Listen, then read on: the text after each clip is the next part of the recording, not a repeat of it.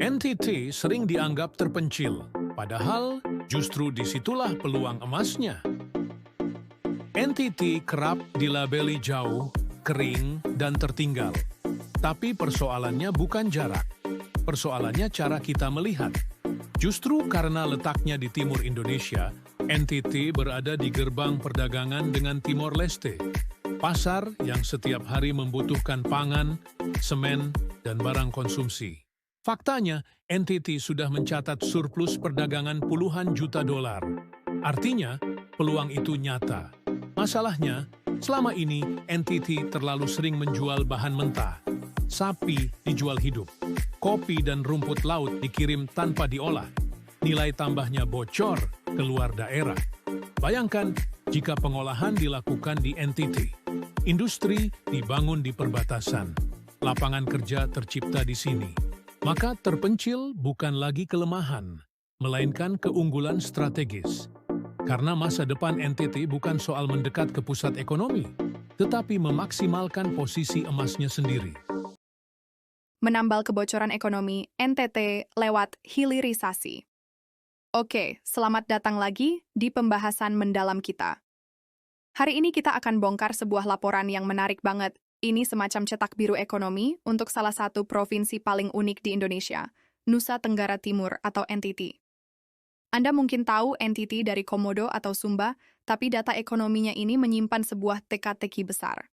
Pertanyaannya gini, kenapa pertumbuhan ekonomi NTT seolah jalan di tempat? Angkanya seringkali di bawah rata-rata nasional, dan bahkan tertinggal dari tetangga dekatnya NTB. Nah, sumber yang kita pegang ini mencoba menjawab itu semua, lengkap dengan data makro 2024-2025, sampai peta jalan solusinya. Jadi, misi kita hari ini adalah menguliti diagnosis masalah ekonomi NTT dan mencari tahu apa resep rahasia untuk membalikan keadaan. Betul, yang membuat laporan ini beda itu pendekatannya. Ini bukan sekedar, daftar keluhan. Ini lebih mirip analisis forensik. Laporan ini membantah banyak asumsi lama, misalnya anggapan bahwa masalah NTT itu ya semata-mata karena iklimnya yang kering atau lokasinya yang jauh. Data yang akan kita bahas nanti menunjukkan ada kebocoran fundamental dalam mesin ekonominya. Dan laporan ini mencoba menunjukkan di mana presisnya letak lubang itu. Dan yang lebih penting, bagaimana cara menambalnya. Oke, mari kita mulai dari diagnosisnya. Laporan ini langsung menyajikan angka yang bikin kita mikir. Sepanjang tahun 2024, pertumbuhan ekonomi NTT itu ada di kisaran 3,3% sampai 3,66%. Kedengarannya mungkin nggak buruk-buruk amat ya, tapi kalau kita sandingkan dengan NTB yang di periode yang sama, bisa tumbuh sampai 5,30%, perbedaannya jadi kelihatan mencolok banget. Langsung muncul pertanyaan, kenapa bisa sejauh itu? Nah, dan biasanya argumen pertama yang muncul adalah, oh wajar saja, NTB kan punya tambang raksasa yang mendongkrak ekonominya. Tapi disinilah temuan pertama yang menarik dari laporan ini. Data menunjukkan bahkan kalaupun kita keluarkan sektor pertambangan dari hitungan, ekonomi NTB itu masih tumbuh solid di angka sekitar 4%. Oh, wow. Oke. Jadi, argumen tambang itu ternyata tidak sepenuhnya menjelaskan perbedaannya. Wow, oke. Jadi ini bukan soal tambang. Artinya, ada sesuatu yang berbeda secara mendasar di sektor-sektor non-tambang mereka, kayak pertanian, perdagangan, jasa.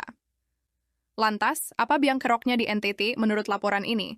Laporan ini menunjuk pada dua masalah struktural utama. Yang pertama, dan ini yang paling krusial, adalah struktur ekonomi NTT itu sangat bertumpu pada daya beli, bukan daya produksi. Gampangnya gini deh, sekitar 66,70% atau 2/3 ekonomi NTT itu digerakkan oleh konsumsi rumah tangga, orang belanja, makan di warung, beli pulsa. Nah, itu yang jadi motor utamanya. Artinya, ekonominya sangat bergantung pada isi dompet masyarakat ya. Kalau dompetnya lagi tipis, mesin ekonominya langsung batuk-batuk. Tepat sekali, sangat rentan. Bayangkan, ketika terjadi anomali cuaca yang bikin gagal panen dan harga pangan meroket, atau ada kenaikan harga BBM, daya beli masyarakat langsung anjlok. Saat itu terjadi, nggak ada penyanggah yang kuat. Sektor industrinya belum berkembang, investasinya juga belum deras. Jadi ketika konsumsi terpukul, seluruh ekonomi ikut melambat. Ini beda dengan daerah yang punya basis industri atau produksi yang kuat, yang bisa tetap berjalan, bahkan ketika daya beli domestik lagi lesuh. Oke, itu masalah pertama. Ketergantungan yang tinggi pada konsumsi. Lalu yang kedua apa? Masalah kedua adalah mesin yang seharusnya bisa jadi pahlawan di saat-saat sulit seperti itu, yaitu belanja pemerintah, justru ikut melambat. Laporan ini mencatat ada kontraksi atau penurunan belanja modal pemerintah sebesar minus 11,37% di pertengahan 2024. Minus 11% itu besar sekali, besar. Dalam ekonomi seperti NTT, di mana peran swasta belum sebesar di Jawa, belanja pemerintah itu ibarat pemicu. Kalau pemerintah bangun jalan, jembatan, gedung, efek dominonya luar biasa. Toko material laku, tukang bangunan dapat kerja, warung makan di sekitar proyek jadi rame. Nah, ketika belanja modal itu anjlok, sektor konstruksi langsung terjun bebas sampai minus 3,21% di awal tahun. Wow, jadi bisa dibilang, mesin fiskal yang diharapkan bisa mendorong gerobak ekonomi, malah ikut ngerame. Oke, jadi kita tahu masalah di permukaannya. Ekonomi yang rapuh karena terlalu bergantung pada belanja masyarakat. Dan di saat yang sama, belanja pemerintah yang seharusnya menolong malah melemah. Tapi laporan ini kan katanya menguliti lebih dalam, gimana caranya mereka menemukan akar masalah yang lebih dalam lagi. Nah, di sini mereka pakai alat analisis yang cukup canggih, tapi saya coba jelaskan sesederhana mungkin ya. Salah satunya disebut Location Quotient atau LQI. Pada dasarnya, LQI ini untuk mengukur spesialisasi sebuah daerah. Apakah sektor tertentu di daerah itu lebih kuat dari rata-rata nasional atau tidak? Dan hasilnya untuk NTT sangat membuka mata. Oke, apa temuannya? Ditemukan bahwa sektor pertanian NTT itu adalah sektor basis, artinya LQI-nya di atas 1. Produksinya melebihi kebutuhan lokal, dan seharusnya bisa jadi andalan ekspor. Ini kan sesuai dengan citra NTT sebagai lumbung jagung dan ternak, tapi ada tapinya. Dan ini yang penting, trennya terus menurun. Oh, menurun ya? Iya, ini sinyal bahaya. Artinya, keunggulan kompetitif NTT di sektor andalannya ini sedang tergerus. Di sisi lain, sektor yang paling kritis adalah industri pengolahan. Nilai LQI-nya jauh di bawah 1. Maksudnya apa itu kalau LQI-nya di bawah 1? Artinya, NTT hampir tidak mengolah apapun. Polanya jadi begini. NTT menjual komoditas mentah dengan harga murah keluar daerah. Misalnya sapi hidup, rumput laut kering, atau biji kopi. Lalu, NTT membeli kembali produk olahan dari komoditas yang sama dengan harga yang jauh lebih mahal, seperti sosis, agar-agar kemasan, atau kopi saset. Ini seperti punya ember yang bocor. Nilai tambah yang seharusnya didikmati di dalam daerah malah bocor dan didikmati oleh industri di daerah lain, terutama di Jawa. Saya paham. Jadi kita jual mangga, terus beli lagi jus mangga kemasan dari luar dengan harga berkali-kali lipat? Persis. Para ekonom punya istilah keren untuk fenomena ini, diagrikulturisasi prematur. Idealnya kan, dalam pembangunan ekonomi, tenaga kerja itu pindah dari sektor pertanian yang produktivitasnya rendah ke sektor industri manufaktur yang produktivitasnya tinggi. Gajinya naik, keterampilannya meningkat. Nah, di NTT banyak tenaga kerja yang keluar dari pertanian, tapi mereka tidak masuk ke pabrik karena pabriknya tidak ada. Mereka loncat langsung ke sektor jasa informal, kayak ojek atau pedagang kaki lima, yang produktivitasnya sama-sama rendah. Jadi fase industrialisasi yang krusial itu dilewati begitu saja? Betul, dilewati. Tunggu dulu. Tapi kan NTT memang dikenal sebagai lumbung ternak dan jagung.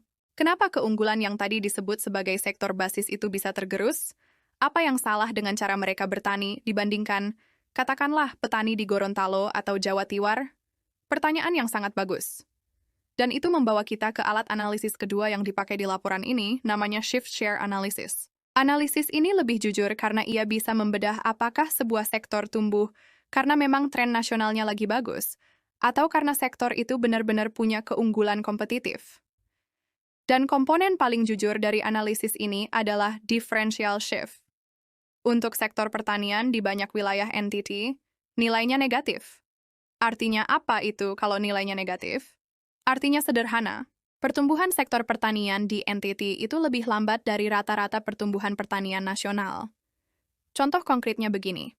Petani jagung di Gorontalo atau Jawa Timur, dengan luas lahan yang sama, ternyata mampu meningkatkan hasil panen per hektarnya lebih cepat daripada petani jagung di NTT.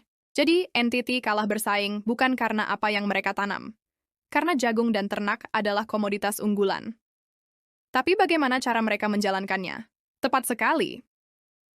Laporan ini menunjuk penyebabnya. Inefisiensi teknis, biaya logistik yang mencekik, adopsi teknologi yang lambat, dan manajemen air yang buruk. Anda bayangkan, ada cerita petani kopi di Manggarai yang bilang, Ongkos angkut kopinya dari kebun ke pelabuhan kadang-kadang lebih mahal dari ongkos kirim dari pelabuhan itu ke Surabaya. Itu menunjukkan betapa parahnya masalah konektivitas. Oke, diagnosisnya dalam dan harus diakui agak suram ya. Rasanya semua serba salah. Dari struktur ekonomi yang rapuh, sampai cara bertani yang kalah saing. Laporan ini pasti nggak cuma nunjukin masalah kan? Apa jalan keluarnya? Apa resep yang ditawarkan? Tentu, bagian terbaik dari laporan ini adalah peta jalannya yang sangat konkret. Strateginya bertumpu pada 3 pilar utama, yang intinya adalah mengubah apa yang selama ini dianggap kelemahan menjadi kekuatan. Pilar pertama adalah melakukan revolusi di sektor pertanian melalui hilirisasi. Ini adalah jawaban langsung untuk masalah ember bocor yang kita bahas tadi. Oke, hilirisasi. Istilah ini kan sering banget kita dengar di berita nasional. Tapi untuk konteks NTT, wujudnya seperti apa? Kalau saya peternak sapi di Sumba misalnya, apa perubahan paling besar yang akan saya rasakan dari strategi ini? Perubahannya fundamental. Mari kita lihat model bisnis yang ada sekarang. Saat ini, Anda sebagai peternak di Sumba akan menjual sapi hidup. Sapi itu akan dinaikkan ke tapal ternak, berdesak-desakan selama berhari-hari menuju Jakarta. Selama perjalanan, bobot sapi pasti menyusut. Artinya nilai jualnya turun. Sesampainya di Jawa, sapi itu dipotong di sana. Seluruh nilai tambah dari proses pemotongannya, kulitnya jadi bahan jaket, jeruannya diolah, dagingnya jadi sosis atau kornet. Semuanya dinikmati oleh industri di Jawa. Anda sebagai peternak hanya dapat harga sapi hidup? Benar juga. Nah, solusi yang diusulkan adalah membalik total logika ini. Bangun rumah, potong hewan, atau RPH modern berstandar ekspor di NTT. Sapi Anda dipotong di sana, lalu dagingnya dikemas dan dibekukan. Yang dikirim ke Jakarta bukan lagi sapi hidup yang stref di kapal, tapi daging beku dalam kontainer berpendingin. Laporan ini mengestimasi langkah sederhana ini bisa meningkatkan nilai tambah yang tinggal di NTT hingga 300%. 300% itu angka yang luar biasa. Tapi, membangun RPH modern dan rantai pasok dingin itu kan butuh investasi yang luar biasa besar. Dari mana uangnya? Dan apakah peternak lokal siap dengan perubahan sebesar itu? Ini adalah tantangan utamanya. Tentu butuh investasi besar, tapi ini adalah jenis investasi yang bisa menarik sektor swasta jika pemerintah daerah bisa menciptakan iklim yang kondusif. Pemerintah bisa memulai dengan proyek percontohan, memberikan insentif, dan menyederhanakan perizinan. Kuncinya adalah menunjukkan bahwa ini adalah model bisnis yang jauh lebih menguntungkan dalam jangka panjang. Dan ini bukan hanya soal sapi. Hal yang sama berlaku untuk komoditas lain. Jangan lagi jual daun kelor kering, tapi olah menjadi ekstrak minyak kelor yang harganya bisa puluhan kali lipat. Jangan jual rumput laut mentah, tapi bangun pabrik pengolahan agar-agar. Itulah esensi hilirisasi. Oke, pilar pertama, olah sendiri hasil buminya, masuk akal. Nah, ngomongin soal Sumba tadi, selain ternak, pariwisata kan jualan utama NTT. Tapi, rasanya kok yang kedengeran cuma Labuan Bajo terus ya, padahal pulaunya banyak dan indah-indah. Oke, 3 pilar strateginya sangat jelas dan masuk akal. Hilirisasi pertanian, pariwisata yang merata, dan menjadi hub perdagangan ke Timor Leste. Tapi semua ini kan cuma akan jadi mimpi indah di atas kertas kalau fondasinya nggak kuat, jalanannya rusak, air bersih susah. Apa laporan ini juga membahas soal fondasi dasarnya? Tentu saja. Dan ini bagian yang tidak kalah penting. Laporan ini menyoroti 2 penghambat utama sebagai fondasi yang harus segera diperbaiki, air dan jalan. Tingkat kemantapan jalan provinsi di NTT itu hanya 67,99%. Angka ini sangat rendah. Artinya banyak jalan yang rusak parah, yang membuat biaya logistik untuk mengangkut hasil panen dari desa ke kota atau pelabuhan menjadi sangat mahal. Lalu krisis air. Ini adalah masalah kronis yang menghambat segalanya, dari produktivitas pertanian hingga kualitas hidup sehari-hari. Lalu apa solusi yang ditawarkan untuk masalah fundamental ini? Solusinya diarahkan agar tidak lagi bersifat jangka pendek seperti bantuan truk tangki air atau pengeboran sumur di beberapa titik. Usulannya lebih strategis dan berkelanjutan. Ada 2 gagasan besar. Pertama, gerakan masif pembangunan 1000 embung atau waduk-waduk kecil di tingkat desa untuk menampung air hujan. Ini adalah cara memanen air di musim hujan untuk digunakan di musim kemarau. Kedua, untuk pulau-pulau kecil dan kawasan pesisir yang air tawarnya langka, diusulkan instalasi desalinasi atau penyulingan air laut yang ditenagai oleh energi surya. Wah, itu ide yang menarik. Keren juga ya kalau dipikir-pikir. Solusi untuk krisis air justru datang dari 2 hal yang NTT punya berlimpah ruah tapi sering dianggap masalah. Panas matahari yang menyengat dan air laut. Tepat. Ini adalah contoh bagaimana mengubah kelemahan menjadi kekuatan. Fondasi kedua yang tidak kalah penting adalah regulasi dan iklim investasi. Percuma punya strategi hebat kalau aturan mainnya tidak mendukung. Laporan ini menyoroti adanya isu soal peraturan daerah atau perda pajak baru di tahun 2024 yang diprotes oleh para pengusaha. Ini kan dilema klasik ya. Di satu sisi, pemerintah daerah butuh pendapatan untuk membangun. Tapi di sisi lain, dunia usaha butuh kemudahan dan insentif agar bisa tumbuh. Lalu apa jalan tengah yang disarankan laporan ini? Laporan ini tidak menyalahkan siapa-siapa, tapi menyarankan pendekatan yang lebih cerdas.